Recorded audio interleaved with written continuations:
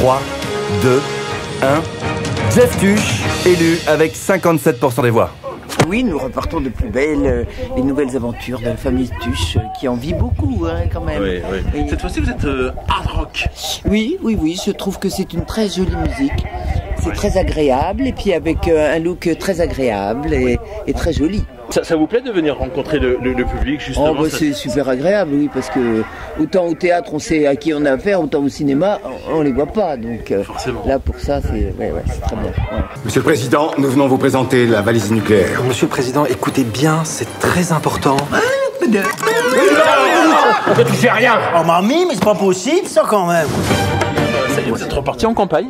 En campagne, alors pas électorale, en campagne cinématographale. Mais ouais, on vient présenter le film un peu partout en France et c'est à chaque fois un plaisir, hein, franchement, surtout quand ça se passe comme ça. Oui, c'est vrai que c'est complet. Noël après l'heure, ouais, c'est complet partout. Donc ça nous rassure, ça nous met du baume au cœur et puis ça nous fait super plaisir de rencontrer les fans des Tuches, quoi, surtout les tuchistes. Ça nous fait plaisir de les rencontrer parce que voilà, on sent qu'ils sont heureux, quoi. Donc, on parle du tuchisme aussi, avec ça y est, après le capitalisme, le socialisme, il y a le tuchisme. Voilà. En quelques mots, on peut résumer cette politique? Oui, alors c'est la politique du n'importe quoi, hein. C'est la politique de j'ai pas forcément de bonnes idées, mais j'y vais à l'impro, on verra bien ce qui se passera, donc c'est pas une politique qui tient évidemment. Ça reste un divertissement et c'est en aucun cas un film politique, on est là pour se marrer et on utilise la politique pour rire de tout ça, quoi, en fait, finalement, voilà. Mais à la base, comment vous est venue cette idée justement après les États-Unis de foncer vers les Champs-Élysées? L'idée elle est venue lors de la tournée du 2, les Tuches 2. On s'est rendu compte avec Jean-Paul que ça ressemblait beaucoup à une campagne électorale en fait. Le fait de rencontrer les gens dans les salles de cinéma et tout ça. Et on s'est dit tiens, on devrait peut-être s'intéresser à la politique et pourquoi pas les mettre à l'Élysée. Donc évidemment on s'est dit mais n'importe quoi. Et puis l'idée a continué de germer dans nos têtes et on en a parlé avec les autres auteurs et puis on est parti là-dessus. Voilà. Jeff président, c'était une évidence pour nous après. Cette fois-ci, vous avez collaboré tous les deux sur le scénario. Ah non, on est plus que ça. Non, il y a des auteurs originaux, Philippe Mechelin, Julien. Là, vous êtes en groupe, quoi. Là. Voilà, en groupe. Et Jean-Paul nous a rejoint comme scénariste sur le 3. Et c'était une bonne idée parce que c'est quand même là, on était très focus sur lui. Et c'était quand même important qu'il donne son avis et qu'il écrive avec nous. Et ça a été plus rapide, en fait. Les passages à l'Élysée, ça n'a pas été fait. Non. Voilà. Ça n'a pas été. C'est dommage. Non, c'est pas dommage parce que je pense qu'on aurait gêné la présidence et la présidence nous aurait gêné. On se serait autogêné. Donc ça aurait été problématique. On est resté 15 jours dans le décor de l'Élysée.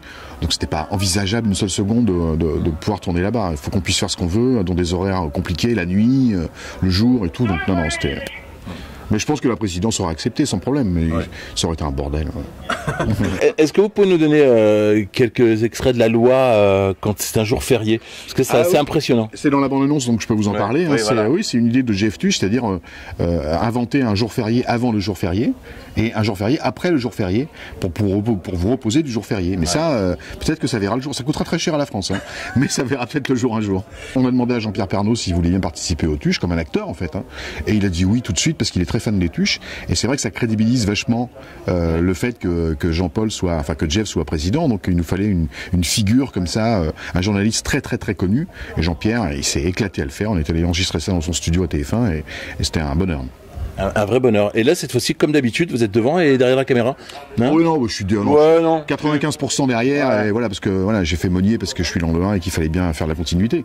Mais voilà, si j'avais pu m'en passer, je m'en serais passé parce que c'est tellement de travail les Tuches que voilà, c'est compliqué de tourner, de jouer et de réaliser en même temps. Mais ouais, c'était une journée de tournage pour moi, donc c'était pas compliqué. Et le fait de le présenter essentiellement dans le sud et notamment en Martigues, c'est déjà la deuxième fois sur Marseille. Ah bah moi je connais bien Marseille, j'ai tourné les Tuches 1 à Marseille et en région PACA. J'ai tourné l'Italien. J'ai tourné une partie des Tuches 2 aussi à Salin-de-Giraud. Donc c'est une région que j'apprécie parce qu'il y a beaucoup de décors et puis il y a une lumière particulière ici, extraordinaire, qui rappelle un peu celle de l'Afrique du Sud. Donc et puis on est toujours bien accueillis aussi à Marseille aussi. Ça joue. Hein. Okay. Merci. C'est quoi ça, monsieur le président? Ça, c'est le double de la clé de la valise nucléaire, au cas où je la perds. Je l'ai fait chez Clé Minute. Ils ont gardé l'original, comme ça on peut en faire tant qu'on veut. C'est un bloc déjà, non? Vous êtes parti en campagne? Oui, c'est ça. Ouais, c'est vrai qu'une tournée Provence, c'est pas loin d'une campagne. Ouais. C'est comme ça que vous avez eu l'idée avec Olivier Barou, c'est ce qu'il nous expliquait? On a eu l'idée, oui, en faisant la tournée Provence. On s'est dit, si on a la chance que le 2 marche et si on a envie de faire un 3, l'idée de Jeff Tuche à l'Élysée, ça nous faisait bien marrer. Ouais.